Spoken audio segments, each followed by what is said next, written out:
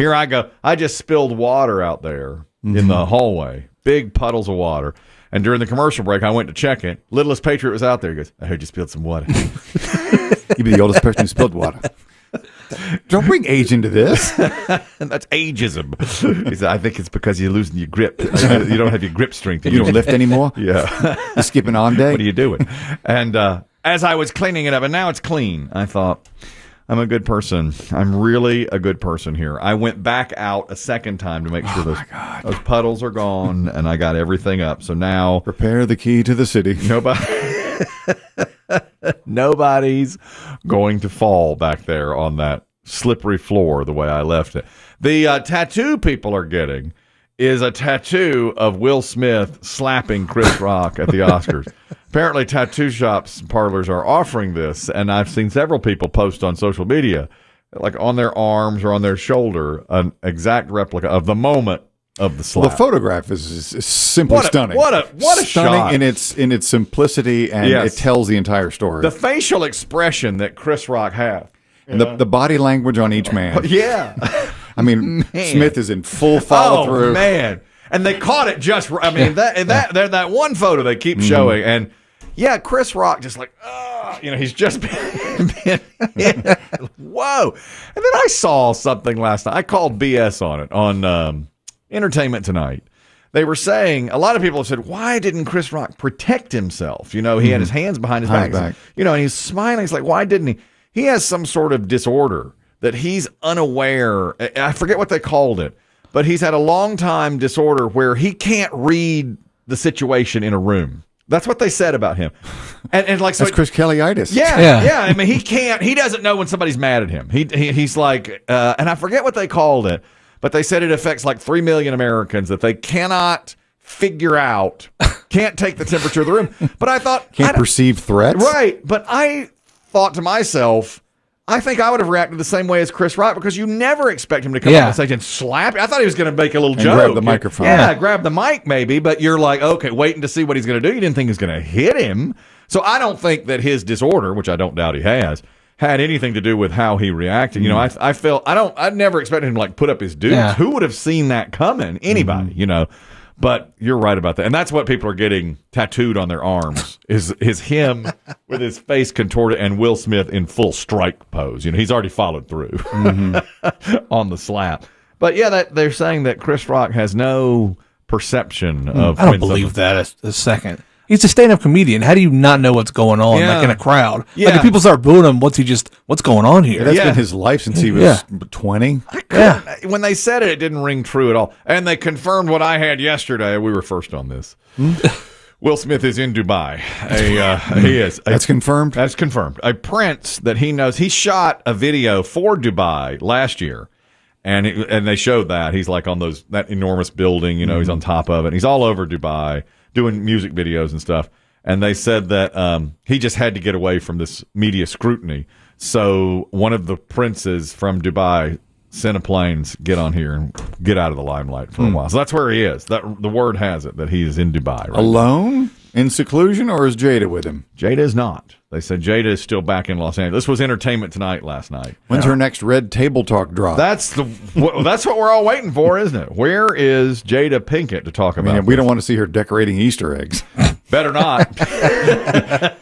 Better not. We want to see her. Or will this be one of those stories where she does her Red Table Talk podcast, whatever it is, and then the next day the headlines will be Jada speaks out. Yeah, about the incident, and that's the headline. The meat of the story is she said nothing. Nothing. Yeah. She said, her first speech since the incident. Right, and she'll say, "It's a time for peace." Yes, I'm not ready to talk about this. That's exactly what'll probably happen.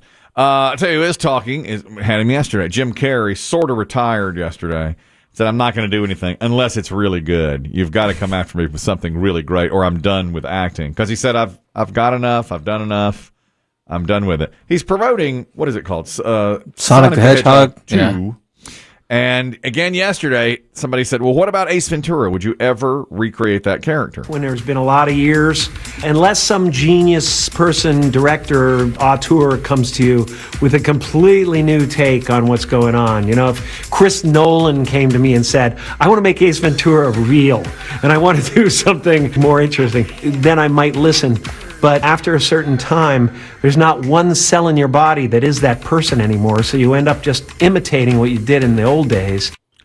And it was Will Ferrell who didn't do Elf 2, even though he had an opportunity to do that, because he said it would be so horrible. He said, I looked at scripts, they were awful, and I'm not going to saddle, even though he could have made, $40 million or something out of it.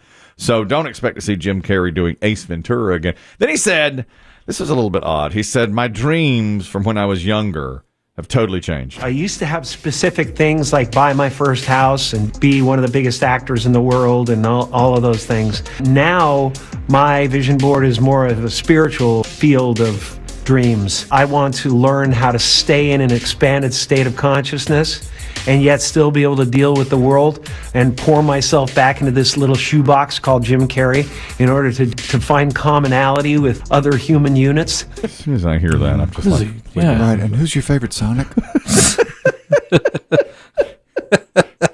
I mean, I just hear like, what? What does a hedgehog sound like? What are you talking about? You know, what is he talking about? He's trying to take himself to a higher plane. Yeah, apparently. I don't ever get that. No, you're not on a higher plane. No. You're on your plane. Lower plane. My plane. Mark Wahlberg is speaking out. Uh-oh. What's he got to say? He has a new movie out called Father Stew, which my wife just had it dawn on her last night. We were watching the news, and they were doing a piece on Father Stew. On the news. Inside Edition. And she thought it was Father Stew like a soup, like they mixed up a bunch of fathers. like a wacky blended family comedy? STEW, like a blended family thing. Oh, no, cheaper by the dozen. Exactly. And then they put the name of it up, Father Stew, STU. It's a name. Okay, that's his name, is Stew. I didn't realize Mark Wahlberg had to gain more than 30 pounds to play the role. Oh, this is the role that, okay, because we remember we talked about him last year or whatever, during the pandemic. The stuff he was eating, yeah. And he's got it back off again now. Actors do this. Robert De Niro famously did this. What was it, Raging Bull, when he did that? Gained a ton of weight, then lost it back again. Tom Hanks did it for Castaway. Gained weight, then lost it back again. And Wahlberg said, they asked him, was it fun putting on the weight? So the first 2 weeks, I ate 7,000 calories a day. And then the last 4 weeks, I ate 11,000 calories a day. And no fun foods, no cakes, no honey buns. I ate steaks, baked potatoes, bowls of white rice, 12 pieces of bacon, dozen eggs, drinking olive oil, and then a lot of starches, then a lot of sodium, so extra salt on. It was not pleasant. He had a glass of olive oil at his dinner meal. Bruh. God. What? Why do you do that? What in the world? And I wonder what the reasoning was for doing it that way rather than just eating cakes and ice cream. Well, I guess not to clog your arteries with cholesterol. Yeah. But I mean, to put on weight, but not damage. Yeah. Do as little damage as possible. That's how he's thinking, I suppose. Steaks. But some of the stuff sounded good. Steaks and potatoes. Steaks and bacon. Bacon's good. But olive oil, just straight. He's literally said he poured a glass of it after eating all day like that. And what did he say? 11,000 calories a day by the end? I hope the movie is terrible too. I hope it's just god awful. Why? Just to make it all not worth it. It's like I did all this for a crappy movie. Like really? You can see it all up there. I drank olive oil for this piece of trash. Well, it's not exactly coming out at like Oscar time or anything. Exactly. So this may get the Easter dollar, right? I suppose that's what he's going for. So you're cheering against Wahlberg. Yeah, I love it when people do this. Like Christian Bale, every time he drops 90 pounds for a movie, I'm like, I hope it sucks. I hope it's terrible. You're not in the camp of what a amazing. No, like good for you for trying to do that, but it's just be funny for you. Yeah. Well, it may be. I don't know how Father Stew is looking, but it could be awful. I mean, it's not guaranteed to be good. That's for sure. Just because he put on a bunch of weight for it. There's a guy going viral today. This is a soft copy as well. Entertainment news. The show Weakest Link is still on. I didn't know that. I don't follow that. Well, it's back with Jane Lynch. That's right? it. Jane Lynch is hosting The Weakest Link. And And this guy went viral. It's about movies. He was asked a question about director Martin Scorsese. Martin Scorsese has been nominated for Best Picture 9 times. The question is, what's the one movie, the first movie that won him the Oscar for director for Best Picture? Do you know? For Best Director. Do you know what he won for? Yes. You do. Don't say it. Let's see if Chris Demm knows. You know a lot of movie stuff. He does know, but BB Shea knows his movies. Yeah. I don't know that he won for Raging Bull. No. That was like the slight, I think. People said he should have won and didn't. Yeah. Who won? And I believe that was 80, 81? That was Robert Redford for Ordinary People. Oh, you're right. And people said that De Niro should have won. He didn't win for The Departed or Gangs of New York, was Departed. it? Departed. That's it. Yeah. He won for The Departed. Later in life. This is the answer. Martin Scorsese has 9 Oscar nominations for directing, but his only win was for what movie? God, I'm horrible with films. I'm going to have to guess and say 8 Mile. The correct answer is The Departed. He won the Oscar in 2006. A lot of folks are going on to social media to say that's the worst answer. 8 Mile, the Eminem picture. Yeah. That's the one he thinks of. It's 8 Mile. That's hilarious. The Eminem picture. Well, it's gritty. Yeah, but people don't know who directed movies. I don't think they know. You, as a movie person, usually. And I mean, it's not the greatest answer, but I've heard worse. I think. Oh yeah, on Family Feud, worse. I've heard Watch worse. any sports category on Jeopardy. Yeah. They don't know their stuff. I don't think that guy deserves to be made that much fun of. There was one Jeopardy. Was it 2-3 weeks ago? Did you see this? The Tony Bennett one. No. The question was, at age 95, this person became the oldest person to maybe win a Grammy or have an album reach number 1. Right. You know, some significant milestone. Yeah. And 2 people guessed who was Diana Ross. Oh, no. Wow. Because they just thought, well, she's old. She's old.